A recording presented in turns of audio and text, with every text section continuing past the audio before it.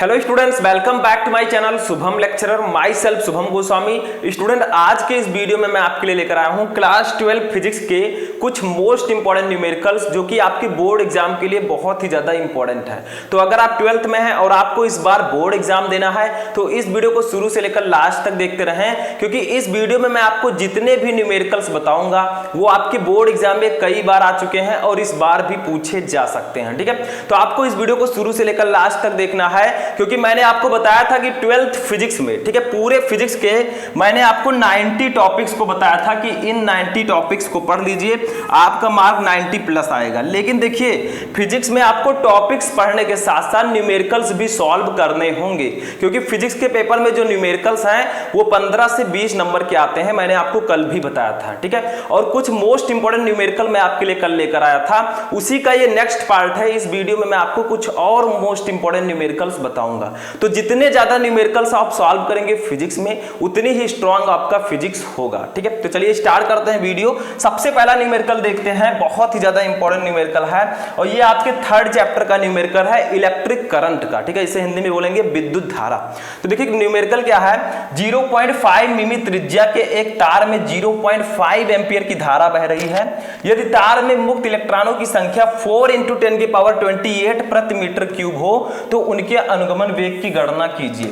यानी कि क्या कहा जा रहा है, एक तार है, ठीक है, 0.5 मिलीमीटर त्रिज्या का एक तार है, वायर। ठीक है, इसमें 0.5 एम्पियर की धारा बह रही है। कितनी धारा? 0.5 एम्पियर। अब देखिए, तार में जो मुक्त इलेक्ट्रॉनों की संख्या है, नंबर ऑफ फ्री इलेक्ट्रॉन्स, ठीक है, वो कितना है? 4 × 10⁻28 प्रति मीटर क्यूब।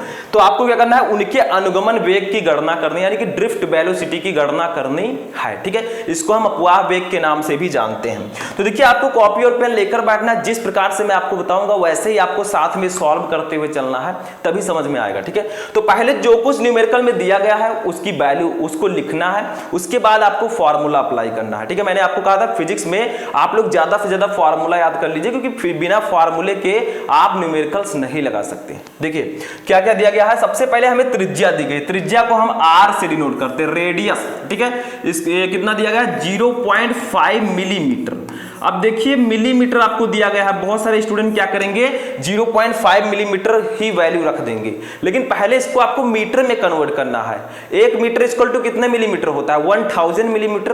तो अगर आपको 0.5 मिलीमीटर को मीटर में कन्वर्ट करना है तो 1000 से आपको डिवाइड करना होगा, भाग देना होगा। ठीक है, तो इसको हम क्या करते हैं, 0.5/1000 कर देंगे। अब देखिए, 0.5/1000 को हम लिख सकते हैं 10⁻3। अब 10⁻3 को हम ऊपर ले जाएंगे तो हो जाएगा 0.5 × 10⁻³ क्योंकि नीचे प्लस में तो ऊपर माइनस में हो जाएगा, मैंने आपको बताया था। आप इतना मीटर भी लिख सकते हैं, या इसी को थोड़ा और सही से लिखना चाहें तो 5 × 10⁻⁴ मीटर भी इसको लिख सकते हैं। क्यों? क्योंकि देखिए, इस दशमलव को हम इधर लाएंगे तो 10⁻⁻1 से गुणा होगा, तो 10⁻³ है गुणे 10⁻⁻1 होगा, तो माइनस माइनस प्लस 3 और 1 जुड़कर 4 हो जाएंगे। ठीक है, तो हम आर की वैल्यू लिख सकते हैं मीटर में 5 × 10⁻⁴ मीटर। ठीक है, तो ये आपका हो गया रेडियस। तो ये इसको मैं इरेज कर देता हूं क्योंकि ये समझाने के लिए था। अब देखिए, आपको क्या करना है, क्या दिया गया है, तार में मुक्त इलेक्ट्रॉनों की संख्या, नंबर ऑफ फ्री इलेक्ट्रॉन्स। ठीक है, तो कितना दिया गया है, इसको हम डिनोट करेंगे n से। ये हमें दिया गया है 4 × 10⁻28 प्रति मीटर क्यूब, प्रति मीटर क्यूब। ठीक है, ये इतना हमें दिया गया है। अब देखिए, हमें निकालना क्या है, उनके अनुगमन वेग की गणना कीजिए। आपको वीडी निकालना है, वीडी को हम क्या बोलते हैं, ड्रिफ्ट वेलोसिटी, ये हमें निकालना है। तो देखिए, इसका एक फॉर्मूला होता है, मैंने आपको बताया था, J = NEVD। यहां से आप VD जब निकालेंगे तो हमारा हो जाएगा J/NE। ठीक है, लेकिन इसके लिए आपको J का भी पता होना चाहिए वैल्यू, J की वैल्यू नहीं दी गई है। ठीक है, तो इसको थोड़ा प्रोसेस के साथ आपको न्यूमेरिकल लगाना, स्टेप बाय स्टेप। तो देखिए, चलिए देखते हैं। सबसे पहले हम निकालेंगे एरिया, क्योंकि J अगर आपको निकालना है तो J = I/A होता है। तो A की वैल्यू अगर आपको नहीं पता होगी तो आप J नहीं निकाल सकते। ठीक है, और J नहीं निकलेगा तो आप ड्रिफ्ट वेलोसिटी नहीं निकाल सकते। तो पहले हमें A निकालना होगा। ठीक है, तो चलिए, एरिया जो होता है इसका एक फॉर्मूला होता है, क्षेत्रफल A = होता है πr²। Pi R square. ठीक है, क्यों? क्योंकि a equal to pi R square होगा, यानी कि इसकी त्रिज्या हमें दी गई है तो हम a आसानी से फाइंड आउट कर सकते हैं। तो a की वैल्यू हम निकाल लेंगे यहाँ से। पाई की वैल्यू कितनी होती है 3.14, या आप 22/7 भी लिख सकते हैं, डिवाइड करेंगे इतना ही आएगा। ठीक है, r की वैल्यू कितनी है 5 इंटू r की वैल्यू लिखेंगे 5 इंटू 10⁻⁴ मीटर। ठीक है, इसका स्क्वायर करेंगे क्योंकि r स्क्वायर है। तो a इक्वल टू हमारा आ जाएगा, देखिए 3.14 इंटू 5 का स्क्वायर करेंगे तो 25 आएगा। 5 इंटू 5 इक्वल टू 25, 10⁻⁴ है, इसका स्क्वायर करेंगे 10⁻8 आ जाएगा। ठीक है, अब देखिए क्या करेंगे, 25 का 3.14 से गुणा कर देंगे तो हमारा आ जाएगा a इक्वल टू 78.5। ठीक है, ये इतना आएगा। जब आप 25 का 3.14 से गुणा करेंगे तो 78.5 आएगा इंटू 10⁻⁸। अब एरिया का मात्रक क्या होगा मीटर क्यूब। ठीक है, ये हमारा एरिया निकल आया। अब देखिए एरिया अगर हमें पता हो गया है तो हम आसानी से क्या निकाल सकते हैं, धारा घनत्व निकाल सकते हैं J। ठीक है, J इक्वल टू होता है I/A। तो J हम निकालेंगे, J के बाद हम VD निकालेंगे। ठीक है, तो लिखेंगे धारा घनत्व,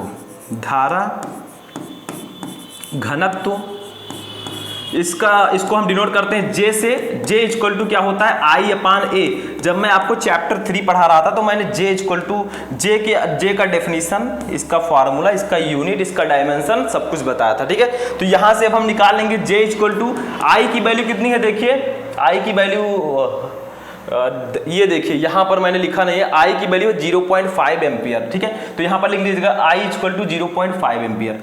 तो ये हो जाएगा I की वैल्यू रखेंगे 0.5 अपान A की वैल्यू कितनी है, अभी हमने निकाला है 78.5 इंटू 10⁻⁸। ठीक है, ये इतनी है A की वैल्यू। अभी हमने निकाला है J इक्वल टू यहाँ पर हो जाएगा। देखिए अब इसको अगर आपको आसानी से सॉल्व करना है थोड़ा इजीली, तो आपको क्या करना होगा, ऊपर आप 1000 से गुणा कर दीजिए, नीचे भी 1000 से गुणा कर दीजिए। ठीक है, बराबर है। तो यहाँ पर लिखेंगे 0.5 इंटू 1000। ठीक है, 1000 अपान ये 78.5 हो जाएगा इंटू 10⁻⁸ ऑलरेडी है, इंटू नीचे भी हम 1000 से गुणा करेंगे क्योंकि ऊपर हमने किया है। ठीक है, अब इसी को सॉल्व कर लेंगे तो J इक्वल टू हमारा आ जाएगा, देखिए 0.5 का 1000 से गुणा करेंगे तो ये 500 आ जाएगा। ठीक है, अपान नीचे हम 78.5 को ऐसे ही रहने देंगे, इंटू ये आपका हो जाएगा 10⁻⁸ इंटू ये 1000 को हम लिख सकते हैं 10⁻³ लिख सकते हैं ना, 10 इंटू 10 इंटू 10 मल्टीप्लाई करेंगे तो 1000 आएगा। ठीक है, इसको इससे कट कर देते हैं 500 को 78.5 से। ठीक है, तो हमारा आ जाएगा 6.4। ठीक है, तो अब थोड़ा सा इधर मैं बता देता हूं ये क्या आ जाएगा। J इक्वल टू हमारा हो जाएगा, देखिए ये आपका हो जाएगा 6.4 अपान नीचे क्या है 10⁻⁸ है, 10⁻³ है, तो -8 और 3 है, माइनस प्लस माइनस 8 में से 3 जाएगा तो 10⁻⁵ बचेगा। ठीक है, अब इसको हम लिख सकते हैं J इक्वल टू 6.4 इंटू 10⁻⁵ है, इसको ऊपर ले जाएंगे तो 10⁵ हो जाएगा। ठीक है, अब इसका मात्रक क्या होगा, I है धारा का मात्रक एम्पियर, A है क्षेत्रफल का मात्रक मीटर स्क्वायर, तो एम्पियर प्रति मीटर स्क्वायर। ठीक है, तो यहां से हमारा J निकल आया। अब जब हमें हमारा J पता है तो J इक्वल टू एक फॉर्मूला होता है धारा घनत्व। ठीक है, धारा घनत्व J इक्वल टू होता है NEVD। ठीक है, I इक्वल टू होता है NEAVD। अब J इक्वल टू क्या होगा NEVD, क्योंकि I की जगह पर हम NEAVD रखेंगे, A ये है, दो A कैंसिल हो जाएगा तो NEVD आ जाएगा। यहां से हम VD इक्वल टू क्या लिख सकते हैं J अपान NE। ठीक है, अब यहीं से हम निकाल लेंगे VD की वैल्यू, हमें ड्रिफ्ट वेलोसिटी निकालना है। तो J की वैल्यू कितनी है ये हमने अभी फाइंड आउट किया है, कितना आया था 6.4 इंटू 10⁵ अपान क्या है NE, नंबर ऑफ इलेक्ट्रॉन्स कितने हैं, देखिए N की वैल्यू मैंने बताया था 4 इंटू 10⁻28। ठीक है, ये इतना है इंटू अब देखिए ई क्या है, एक इलेक्ट्रॉन पर आवेश, ठीक है। चार्ज इन वन इलेक्ट्रॉन कितना होता है 1.6 इंटू 10⁻⁹। तो यहाँ पर लिखेंगे 1.6 इंटू 10⁻⁹। बस इसी को सॉल्व कर लेंगे तो हमारा कितना आ जाएगा, साइड में मैं कर लेता हूँ यहाँ पर, ठीक है। तो हमारा हो जाएगा VD इक्वल टू हो जाएगा, देखिए ये आपका 6.5 ऐसे ही रहेगा, 6.4, ठीक है, इंटू 10⁵ अभी ऐसे ही रहने देते हैं, अपान हो जाएगा, देखिए 4 का 1.6 से गुणा होगा तो 16 चौका 64, ये आपका हो जाएगा 6.5, ठीक है। 6.4 इंटू 10⁻28 है, 10⁻19 है, -19। तो देखिए प्लस माइनस 28 में से 19 चला जाएगा तो कितना बचेगा 9, ठीक है। 28 में से 19 जाएगा, ठीक है, तो आपका बचेगा 9, तो ये हो जाएगा 10⁻⁹, ठीक है। 10⁻+9 होगा, ठीक है, क्योंकि 28 में से 19 जा रहा है तो ये प्लस में आपका आएगा 6.4 इंटू 10⁻9, ठीक है। अब देखिए इससे 6.4 से 6.4 कैंसिल हो जाएगा तो हमारा VD इक्वल टू आ जाएगा, देखिए ये आपका है ऊपर 10⁵, ठीक है, इंटू नीचे है आपका 10⁻9, इसको ऊपर ले जाएंगे तो 10⁻⁻9 हो जाएगा, -9। अब चलिए इसी को हम सॉल्व कर लेते हैं तो क्या आ जाएगा हमारा, तो यहाँ पर मैं साइड में लिख देता हूँ VD इक्वल टू हमारा आ जाएगा 10⁻⁻4। VD का मात्रा क्या होगा, मीटर प्रति सेकंड, ठीक है, मीटर प्रति सेकंड, और यही हमारा आंसर हो जाएगा, ठीक है, यही हमारा आंसर हो जाएगा। तो इस प्रकार से आप VD को निकाल सकते हैं। सबसे पहले जो न्यूमेरिकल में दिया गया उसको लिखना है, यहाँ से A निकालना है, एरिया हमने निकाला तो हमारा आया 78.5 इंटू 10⁻⁸ मीटर क्यूब। उसके बाद में हमने A से J निकाल लिया, J की वैल्यू आई 6.4 इंटू 10⁵ एम्पियर प्रति मीटर स्क्वायर। उसके बाद में हमने करंट डेंसिटी निकाला, ठीक है, करंट डेंसिटी से हमने VD निकाल लिया। VD क्या है, ड्रिफ्ट वेलोसिटी, अपवाह वेग, तो हमारी वैल्यू आई 10⁻⁻4 मीटर प्रति सेकंड, ठीक है, और यही हमारा आंसर हो जाएगा। तो फर्स्ट न्यूमेरिकल समझ में आ गया, इसको नोट कर लीजिए, तब हम देखेंगे सेकंड न्यूमेरिकल, ठीक है।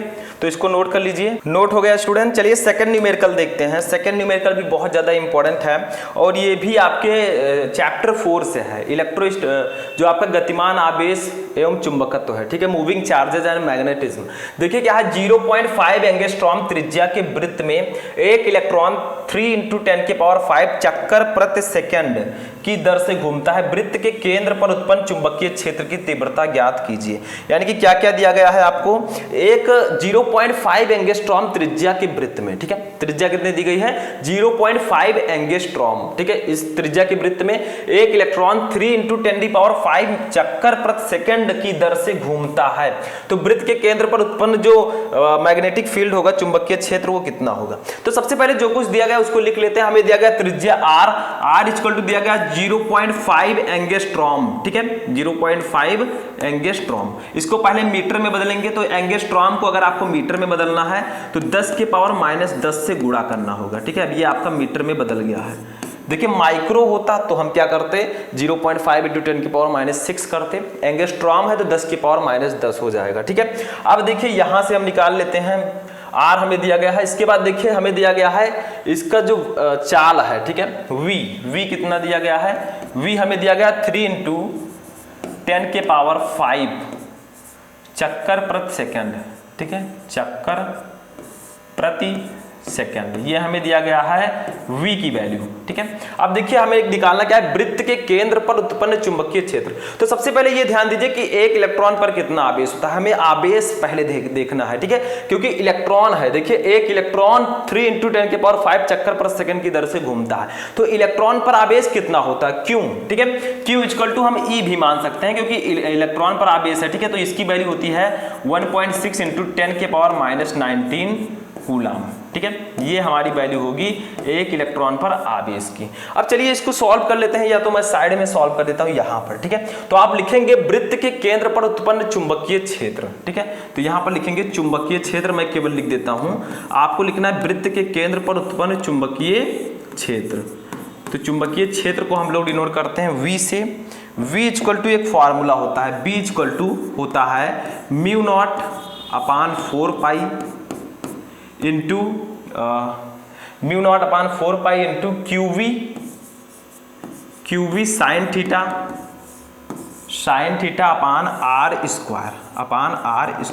अब देखिए यहां पर क्या कहा गया है कि वृत्त के केंद्र पर उत्पन्न चुंबकीय क्षेत्र ज्ञात कीजिए। तो यहां पर जो हम साइन थीटा की वैल्यू रखेंगे वो 90 डिग्री रखेंगे, ठीक है। अब 90 डिग्री रखेंगे तो इसकी वैल्यू 1 होती है, तो इस साइन थीटा को हम हटा देंगे तो हमारा जो फॉर्मूला निकल कर आएगा वो आ जाएगा b = μ0 upon 4 pi into QV upon R square, ठीक है। ये होता है वृत्त के केंद्र पर उत्पन्न चुंबकीय क्षेत्र का फॉर्मूला। अब चलिए इसको सॉल्व कर लेते हैं, यही फॉर्मूला हमारा होगा, इसी पर वैल्यू रख देंगे। तो V = हमारा आ जाएगा μ0 अपान 4 पाई की वैल्यू जो होती है वो होती है 10⁻⁷, ठीक है। ये वैल्यू होती है μ0 अपान 4 पाई की 10⁻⁷ इंटू Q की वैल्यू कितनी है, देखिए 1.6 इंटू 10⁻⁹। अब देखिए V की वैल्यू कितनी है, वो भी दिया गया है 3 इंटू 10⁵ अपान आर स्क्वायर है, तो R की वैल्यू कितनी है 0.5 इंटू 10⁻⁻। अब इसका स्क्वायर कर देंगे तो स्क्वायर लिख देंगे, ठीक। तो चलिए स्टूडेंट इसको सॉल्व करते हैं, तो हमारा आ जाएगा b = देखिए यहाँ पर क्या करेंगे 1.6 का 3 से मल्टीप्लाई करेंगे तो हमारा आ जाएगा 4.8, ठीक है। 1.6 इंटू 3। अब देखिए यहाँ पर इसको क्या करेंगे -7 है, ये -19 है, तो ये दोनों ऐड हो जाएगा 19 + 7 माइनस प्लस, तो 19 और 7 हो जाएगा 10⁻⁻26, ठीक है। 19 और 7 को जोड़ेंगे तो 26 आएगा इंटू 10⁵ ये आपका ऐसे ही रहेगा अपान 0.5 का जब होल स्क्वायर करेंगे, देखिए इसका स्क्वायर है, ठीक है। 0.5 इंटू 10⁻⁻10 का स्क्वायर, तो 0.5 का स्क्वायर करेंगे तो 0.25 आएगा इंटू 10⁻⁻10 का स्क्वायर करेंगे तो -20 आएगा। अब इसी को सॉल्व करेंगे तो हमारा मैग्नेटिक फील्ड निकल आएगा, तो b = हमारा हो जाएगा, देखिए यहाँ पर 4.8 है तो 4.8 तो ऐसे ही रहेगा इंटू ये 10⁻⁻26 है, ये 10⁻5 है, तो माइनस प्लस -26 में से 5 जाएगा तो 10⁻⁻21 हो जाएगा, ठीक है। अब देखिए इंटू यहाँ पर हम लिख सकते हैं 10⁻⁻20 है, ये ऊपर जाएगा तो 10⁻+20 हो जाएगा, तो 10 हो जाएगा 20 अपान नीचे बचा आपका 0.25। अब देखिए यहाँ से हम इसको सॉल्व कर लेंगे, b = हमारा हो जाएगा 4.8 इंटू 10⁻⁻20 है प्लस 20 है, तो 21 में से 20 जाएगा तो 10⁻⁻1 बचेगा, ठीक है। अपान हो जाएगा 0.25। तो यहाँ से हम b निकालेंगे, v = 4.8 अपान देखिए 0.5 है इंटू ऊपर है 10⁻⁻1, इसको नीचे ले आएंगे तो 10 हो जाएगा प्लस में, ठीक है। तो ये हमारा हो जाएगा 4.8 अपान 0.5 का जब 10 से मल्टीप्लाई करेंगे, ठीक है, 0.25 यहाँ पर कर दीजिएगा 0.25, ठीक है। तो ये हो जाएगा आपका 0.25 इंटू 10, ठीक है। तो जब 0.25 को 10 से मल्टीप्लाई करेंगे तो ये हो जाएगा 2.5। अब देखिए हम क्या करेंगे, ये दशमलव से दशमलव कट कर देंगे, तो 48 को जब 25 से डिवाइड करेंगे तो हमारा आ जाएगा 1.9, और यही हमारा आंसर हो जाएगा b = 1.9। एंड चुंबकीय क्षेत्र का जो यूनिट होगा वो क्या होगा, टेस्ला, ठीक है। क्या होगा, टेस्ला, तो 1.9 टेस्ला, ठीक है, तस्ला नहीं टेस्ला। तो ये आपका हो जाएगा आंसर, यही होगा आपका चुंबकीय क्षेत्र, ठीक है। तो बहुत ही सिंपल सा था, सिर्फ आपको एक फॉर्मूला याद रखना है, b = μ0 अपान 4 पाई QB sin theta upon r square. यहाँ पर हमें सब कुछ दिया गया था, हमने इस पर रखा, यहाँ पर हमारा जो आंसर लास्ट में आया वो v = 1.9 टेस्ला आ गया, ठीक है। तो टेस्ला जो है ये चुंबकीय क्षेत्र का मात्रक है, यूनिट ऑफ मैग्नेटिक फील्ड, ठीक है। तो इसको नोट कर लीजिए, ऐसे ही आपको न्यूमेरिकल लगाना है। ये हमारा है सेकंड न्यूमेरिकल। चलिए थर्ड न्यूमेरिकल देखते हैं, इसको नोट कर लीजिए। तो देखिए स्टूडेंट, जो हमारा थर्ड न्यूमेरिकल है क्या है, दो लंबे सीधे तार जिनमें प्रत्येक में 5 एम्पियर की धारा प्रवाहित हो रही है, एक दूसरे के समांतर 2.5 सेंटीमीटर की दूरी पर रखे हैं। तारों की 10 सेंटीमीटर लंबाई पर लगने वाला बल ज्ञात कीजिए, ठीक है। तो ये भी आपके 4th चैप्टर का न्यूमेरिकल है, गतिमान आवेश और चुंबकत्व का। देखिए क्या है, दो लंबे सीधे तार हैं, ठीक है। जैसे हम मान लेते हैं इधर ये दोनों आपके तार हैं, ठीक है। प्रत्येक में 5 एम्पियर की धारा बह रही है, यानी कि दोनों तारों में 5 एम्पियर की धारा बह रही है, 5 एम्पियर, एंड ये भी आपका है 5 एम्पियर, ठीक है। इन दोनों के बीच की डिस्टेंस जो है वो 2.5 सेंटीमीटर है, तो इसको लिखेंगे। अब देखिए क्या है, एक दूसरे के समांतर 2.5 सेंटीमीटर की दूरी पर, दोनों एक दूसरे के समांतर हैं एंड 255 सेंटीमीटर की दूरी पर रखे हैं। अब तारों की 10 सेंटीमीटर लंबाई पर लगने वाला बल ज्ञात कीजिए। तो चलिए सबसे पहले लिखते हैं जो कुछ दिया गया है। तो हमें क्या क्या दिया गया है, सबसे पहले दिया गया है धारा I = तो I दो तार हैं, एक को हम मान लेते हैं I1, एक को मान लेते हैं I2, ठीक है। तो दोनों की वैल्यू कितनी है, I1 = I2 = 5 एम्पियर, यानी कि दोनों की वैल्यू हमें दी गई है 5 एम्पियर, ठीक है। तो दोनों को लिख देते हैं। उसके बाद में देखिए क्या दिया गया है, एक दूसरे के समांतर 2.5 सेंटीमीटर की दूरी पर R = हमें दिया गया है 2.5 सेंटीमीटर। अब सेंटीमीटर दिया गया है तो पहले हमें मीटर में बदलना होगा। तो 100 सेंटीमीटर = 1 मीटर, तो 2.5 को 100 से भाग दे देंगे। जैसे वहां पर हमने मिलीमीटर को मीटर में बदला था, वैसे यहाँ पर सेंटीमीटर को मीटर में बदलेंगे, ठीक है। तो ये हमारा हो जाएगा, देखिए इसको लिख सकते हैं 2.5/100 को लिख सकते हैं 10 का स्क्वायर, इसको लाएंगे तो 2.5 इंटू नीचे है 10 के पावर 2, ऊपर जाएगा तो 10 के पावर -2 मीटर हो जाएगा, ठीक है। तो हम इसके स्थान पर लिख सकते हैं R = 2.5 इंटू 10⁻² मीटर, ठीक है। ये मीटर में अब कन्वर्ट हो गया। अभी देखिए एक चीज आपको और दी गई है, इसको मैं इरेज कर देता हूं। तीसरी वैल्यू हमें क्या दी गई है, तारों की 10 सेंटीमीटर लंबाई पर लगने वाला बल, हमें यल दिया गया है 10 सेंटीमीटर। अब इसको भी मीटर में बदलना है तो क्या करेंगे, 100 से डिवाइड कर देंगे तो 10/100 हो जाएगा। 100 को हम लिख सकते हैं 10 के पावर 2, 10 के पावर 2 को ऊपर ले जाएंगे तो ये हो जाएगा 10 इंटू 10 के पावर -2, 10 के पावर 1 है, ये 2 में से 1 जाएगा, 10 के पावर -1 मीटर आएगा, ठीक है। तो ये आपका हो जाएगा L = 10 के पावर -1 मीटर, ठीक है। तो ये हमारा इतना आ गया, मीटर में मैंने कन्वर्ट कर दिया। अब देखिए हमें जो निकालना है उसको मैं लिखता हूँ, ठीक है। हमें निकालना क्या है, बल निकालना है, तारों की 10 सेंटीमीटर लंबाई पर लगने वाला बल, ये देखिए। तो हम लिखेंगे यहाँ पर, ठीक है, इसको भी मैं इरेज कर देता हूँ, इसको चित्र को। तो अब हम क्या लिखेंगे, बल निकालेंगे। तो यहाँ पर ऐसे हेडिंग डालेंगे एक कि तारों की 10 सेंटीमीटर लंबाई पर लगने वाला फोर्स, लगने वाला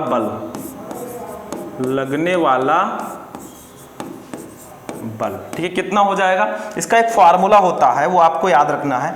F/L = μ0/2π इंटू I1 I2 अपान R, यानी कि पहली धारा दूसरी धारा और उनके बीच की जो दूरी है, डिस्टेंस, वो भी दी गई है, ठीक है। तो इसी पर अब हम रख देते हैं। देखिए L को हम क्या करेंगे, इधर आपका डिवाइड में इधर जाएगा तो मल्टीप्लाई हो जाएगा, L इधर आएगा तो गुणे में हो जाएगा, ठीक है। तो F हमें निकालना है, ऐसे रहने देंगे। μ0/2π की वैल्यू होती है 2 इंटू 10⁻⁷ न्यूटन प्रति एम्पियर स्क्वायर, ठीक है। इंटू I1 की वैल्यू कितनी है, I1 I2 दोनों की वैल्यू है 5, ठीक है। तो 5 इंटू 5 हो जाएगा, अपान R की वैल्यू दी गई है हमें कितना, R की वैल्यू है 2.5 इंटू 10⁻², ठीक है। ये हमें दिया गया 2.5 इंटू 10⁻² मीटर। बस इसी को सॉल्व कर लेंगे। अभी देखिए L की वैल्यू भी हमें लिखनी है, क्योंकि L हम इधर ला रहे हैं तो I1 I2 के गुणे में हो जाएगा। L की वैल्यू है 10⁻⁻1, ठीक है। बस इसी को सॉल्व कर लेंगे तो F = हमारा हो जाएगा। चलिए मैं यहीं से काट देता हूँ, 2.5 से 5 कटेगा तो 2.5 दूना 5, तो ये आपका 2 हो जाएगा, ठीक है।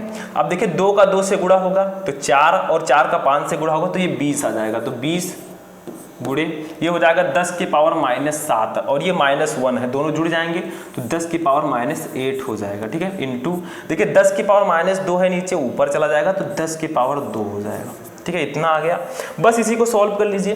F = हमारा हो जाएगा, देखिए ये 20 को हम चाहें तो इसको निकाल भी सकते हैं, इसको लिख सकते हैं 2 इंटू 10, ठीक है।